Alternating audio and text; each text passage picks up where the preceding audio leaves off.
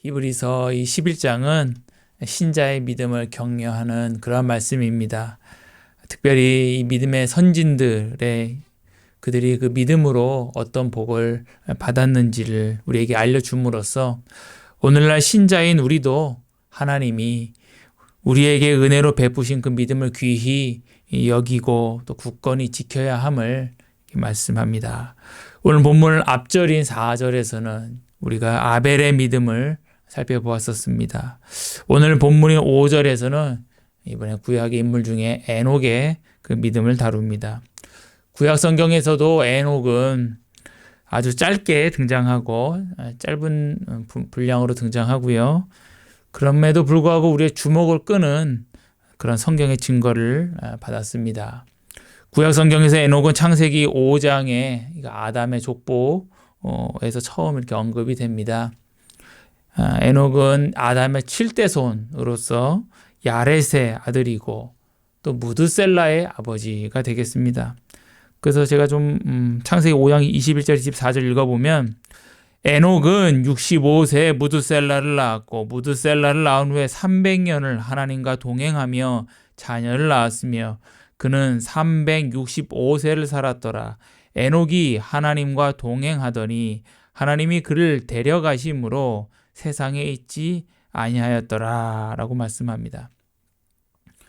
에녹은 무드셀라라는 아들을 낳은 후에 300년 동안 하나님과 동행하며 여러 자녀를 낳았다 이렇게 말씀을 합니다. 그는 왜 무드셀라를 낳은 후에야 비로소 하나님과 동행했는지는 알 수가 없습니다. 중요한 것은 그가 하나님과 이제 동행했다는 사실인데요.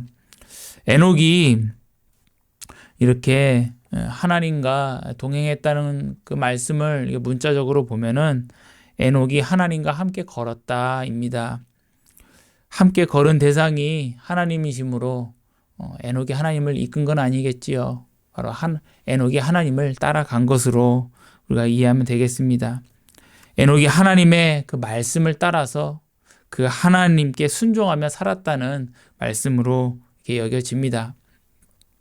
하나님은 거룩하시니 그 거룩하신 하나님의 말씀을 따라 하나님을 따라갔으니 그의 삶은 또한 거룩한 삶이었다라고 우리가 여겨집니다. 에녹이 이 거룩한 삶을 살았다는 것이 주목되는 이유는 그가 살았던 시대가 하나님께 순종하는 사람이 참 희귀한 시대였을 것이다 이렇게 여겨지기 때문입니다. 그렇게 판단되는 이유는 에녹의 이제 4대 손 후에 이제 노아가 나옵니다. 우리가 잘 알다시피 노아의 때는 하나님의 심판의 때입니다. 그러므로 노아의 때에 갈수록 사람들의 경건은 희박해지고 점점 더 하락했을 것이다 이렇게 여겨집니다. 그러니 이 에녹의 때도 크게 다르지 않을 것이다 이렇게 여겨집니다. 유독 오늘 성경 보면은 에녹이 하나님과 동행했다. 에녹한테만 이런 표현이 있습니다. 이런 걸로 봤을 때 그의 시대에 에녹이 참 특별했다라는 것을 우리가 생각해 볼 수 있겠습니다. 놀라운 것은 하나님이 에녹을 데려가셔서 그가 이 세상에 있지 않게 되었다는 사실입니다. 참 특별합니다. 이것은 바로 하나님이 에녹을 데려가시는 방식이 아주 일반적이지 않은 방식이었음을 우리에게 알려줍니다. 성경에서는 하나님이 어떻게 에녹을 데려가셨는지 전혀 설명이 해설이 주어지지 않습니다. 오늘 본문 우리가 읽은 히브리서 11장 5절은 에녹이 하나님과 동행하여 하나님이 데려가신 그 일을 다루고 있습니다. 5절 제가 다시 읽어보면 믿음으로 에녹은 죽음을 보지 않고 옮겨졌으니 하나님이 그를 옮기심으로 다시 보이지 아니하였느니라. 그는 옮겨지기 전에 하나님을 기쁘시게 하는 자라 하는 증거를 받았느니라 라고 말씀합니다. 여기서 하나님이 에녹을 데려가셔서 그가 이 세상에 있지 않게 된 것은 하나님이 에녹을 죽음을 보지 않게 하면서 옮기신 것이다 라고 이렇게 말씀하고 있습니다. 인간은 이 육체적인 죽음을 겪은 후에야 그 영혼이 이 세상을 떠납니다. 그런데 하나님은 에녹이 이런 육체적 죽음을 겪지 않게 하시면서 이 세상을 떠나게 하셨다. 이렇게 말씀해 주고 있습니다. 모든 사람은 다 육체적 죽음을 통하여 이 세상을 떠난다는 점에서 다 동일합니다. 그러나 오늘 성경은 이 에녹이 이 세상에서 있을 수 있는 그런 어떤 육체적 죽음의 그런 방식을 통해서 이 세상 떠난 것은 아니다라는 것을 분명히 말해줍니다. 그래서 그 시체도 이 세상에 없었을 것이지요. 우리가 비슷한 예로 엘리야를 생각할 수 있습니다. 엘리야는 하나님께서 엘리야를 회오리 바람으로 그를 데려가셨다. 이렇게 성경에서 말씀합니다. 하늘로 회오리 바람으로 데려가셔서 그 이 세상을 떠나게 되었습니다. 그래서 그 당시에 사람들이 엘리야가 하늘에서 떨어져서 그 시체가 어디 있나 하고 찾았다라는 그런 말씀이 있는데 찾지 못했다 이렇게 알려주고 있습니다. 그렇다면 하나님이 자신과 동행하던 이 에녹을 어디로 데려가신 것입니까? 먼저 오늘 말씀을 보면 이렇게 말씀합니다. 그는 옮겨지기 전에 하나님을 기쁘시게 하는 자라 하는 증거를 받았느니라 라고 말씀합니다. 하나님은 에녹을 데려가시기 전에 에녹이 하나님 자신을 기쁘게 했다고 증거해 주셨다 이렇게 말씀합니다. 그러므로 에녹은 하나님이 자기를 기뻐하시는 자, 즉 자기 자녀에게 베푸시는 그 복된 불멸로 들어갔다라는 것을 우리가 알게 됩니다. 이 복된 불멸은 더 이상 죄가 없고 더 이상 이제 죄성도 없고 오직 하나님을 영화롭게만 하는 그러한 존재가 된 것을 의미합니다. 사람은 이 세상을 떠나서 복된 이 불멸에 들어가기 위해서는 우리 신자는 다 육체적 죽음을 겪어야 합니다. 그런데 에녹 또 엘리야 이 두 사람은 이런 육체적 죽음을 겪지 않고 복된 불멸로 들어갔습니다.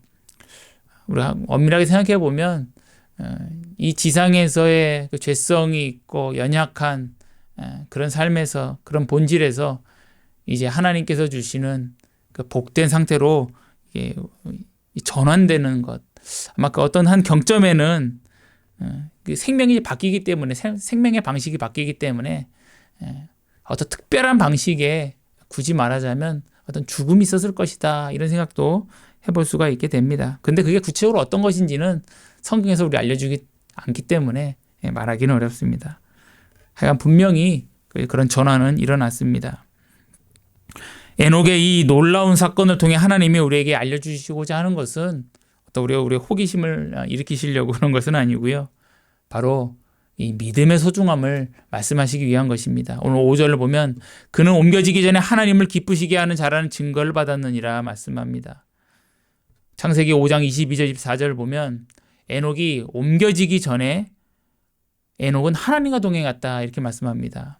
오늘 이제 우리 히브리서에서는 옮겨지기 전에 하나님을 기쁘시게 하는 증거를 받았다고 했는데 창세기에서는 옮겨지기 전에 하나님과 동행했다 이렇게 말합니다. 그러므로 에녹이 하나님과 동행한 것, 즉 하나님의 말씀에 따라서 하나님께 순종하는 삶을 산 것은 바로 하나님을 기쁘시게 했다라는 것을 우리가 조화롭게 이해하게 됩니다. 오늘 히브리서 11장 5절에서 에녹이 하나님과 동행해서 하나님이 그를 기쁘시게 했다라고 표현하지 않습니다. 그런데 5절에서는 뭐라고 하냐면 믿음으로라고 말씀합니다. 바로 믿음으로 에녹은 죽음을 보지 않고 옮겨졌으니 하나님이 그를 옮기심으로 다시 보이지 아니하였느니라라고 합니다. 에녹이 하나님의 그 기쁨의 대상이 된 것은 바로 하나님께 대한 그 에녹의 믿음 때문이었다라는 것을 말씀합니다.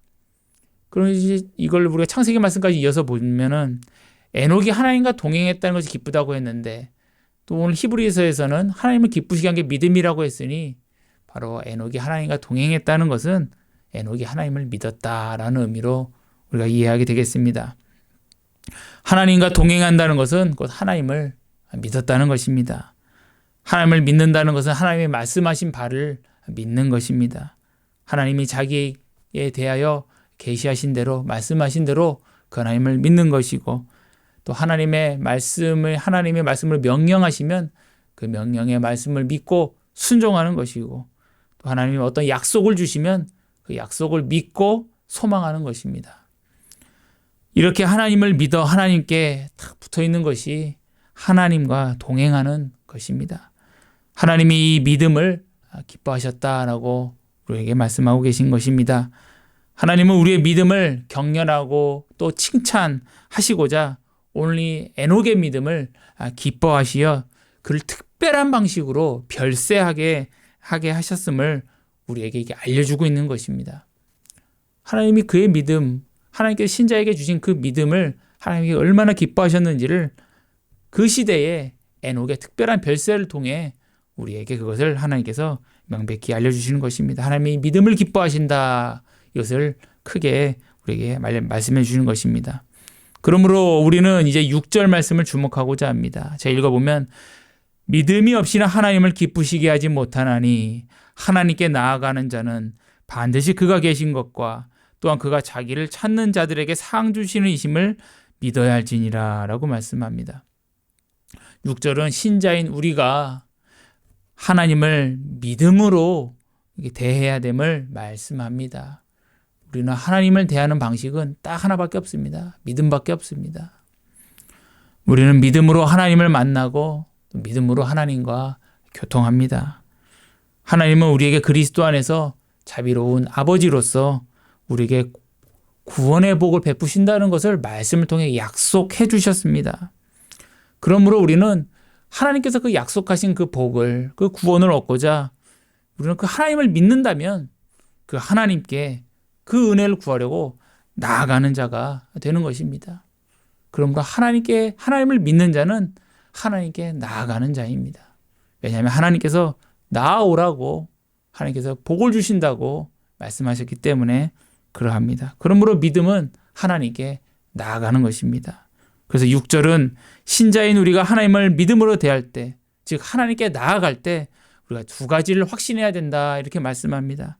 첫 번째는 하나님이 계시다는 것을 확신해야 합니다. 막연하게 신이라는 존재가 있다라고 여기는 것이 아니라 하나님이 성경을 통해 자기 자신을 계시하신 그 참 하나님을 확실하게 알고 믿으라는 것입니다. 우리는 참 하나님을 확신해야 합니다.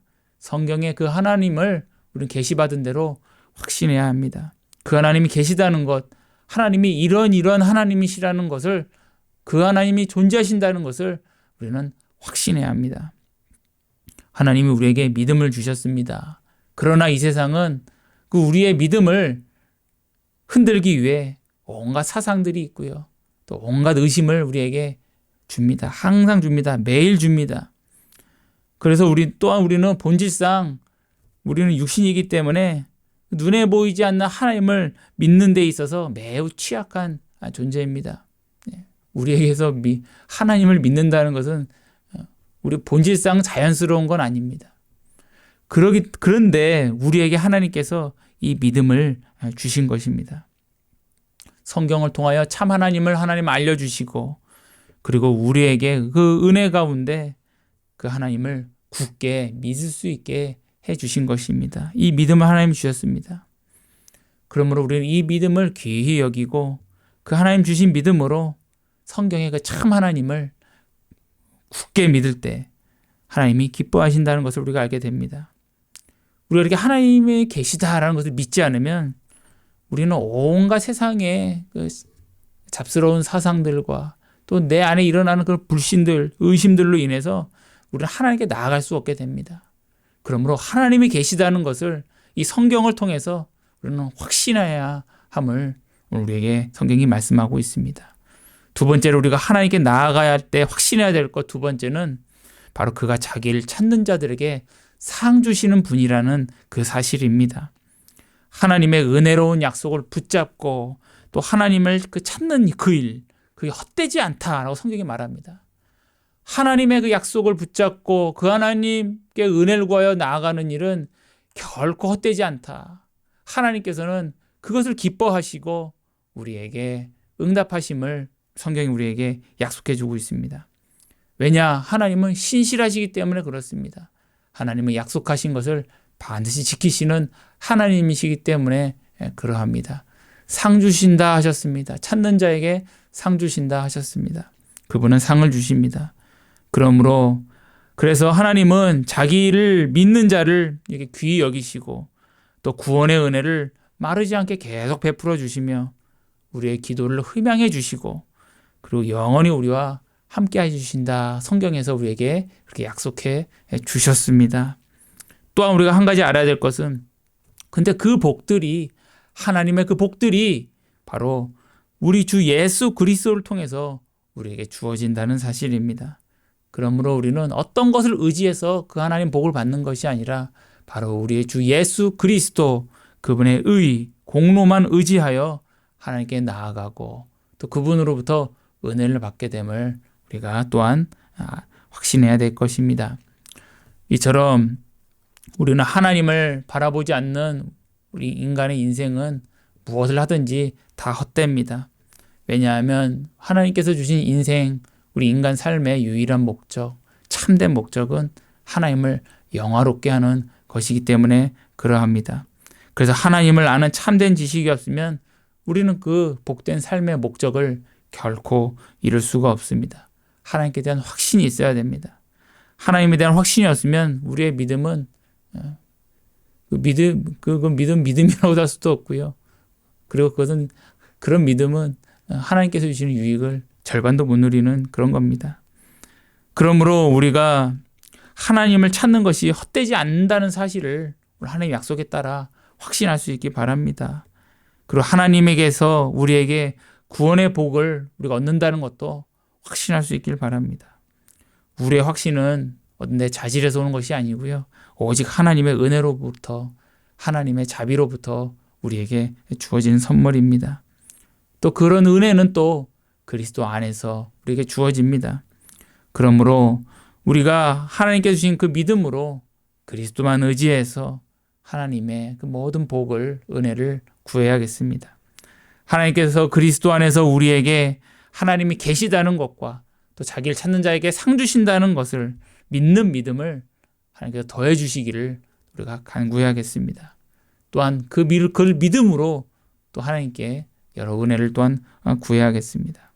이렇게 우리가 그리스도를 믿음으로 하나님께 나아갈 때 하나님께서 오늘 우리에게 주신 약속하신 상을 우리에게 풍성히 또한 주실 줄로 또한 믿습니다.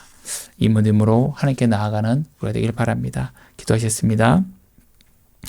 거룩하고 자비로우신 하나님 아버지, 저희들은 육신이요 또 하나님, 저희들은 또한 이 땅에 있을 때 온전하지 못하여서 하나님 앞에 온전한 믿음으로 서고자 하는 우리 힘으로는 되지 않아 언제든지 하나님께서 주시는 놀라운 은혜로 말미암아 하나님 주신 그 믿음이 유지되고 그 하나님의 주신 말씀으로 말미암아 우리의 믿음이 일깨워지고 그것으로 말미암아 하나님과 교통하며 또 하나님과 생명의 교제 나누게 됨을 시간 믿고 감사드립니다.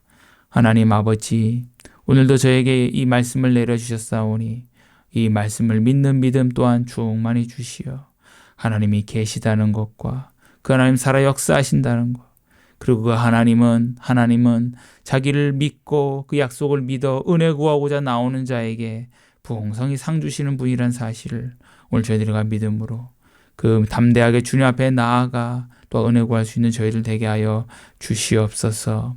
하나님 아버지, 이 지상에서 하나님 주신 그 믿음으로 저희들 온전히 하나님 앞에 예배드리며 하나님의 은혜 보좌 앞으로 나아가며 하나님 약속하신 풍성한 생명 누리길 원합니다.